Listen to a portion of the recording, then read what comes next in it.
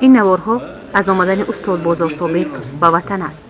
اهل زیای کشور وسایط اخبار عامه استاد را حلقه گرفته و سوال باران میکردند. به خانه خودتان خوش آمدید استاد. روحیه چگونه است؟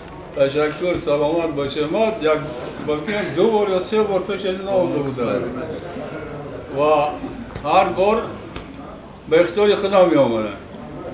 یعنی به هیچ دعوت و به هیچ تکلیفی اختیارا همون به گفتگو با خانه تی آشنا، با خانه همه آشنا بیا یگانه نیست بگویم بیا من همه خیلی می آمدم هر دفعه به یکم تکلیف، به یکم دعوت و این دفعه فرقش زیاد است.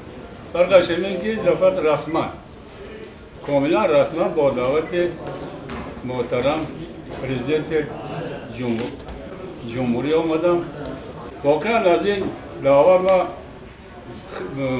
به حد منتدار و هزار رحمت به پرزیدنت محترم پرزیدنت جمهوری که نهایت با کاری من هم مشغول شدن. کاری من که مشغول ندارد، که هیچ یک مشغولیت ندارد. هر کس که یک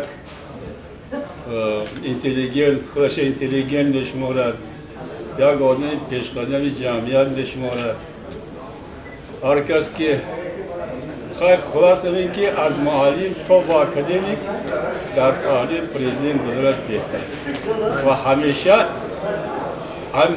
این مغز که همین اینتلیگنت مغز میگن همون مغز عقل ها رو یاری میاد.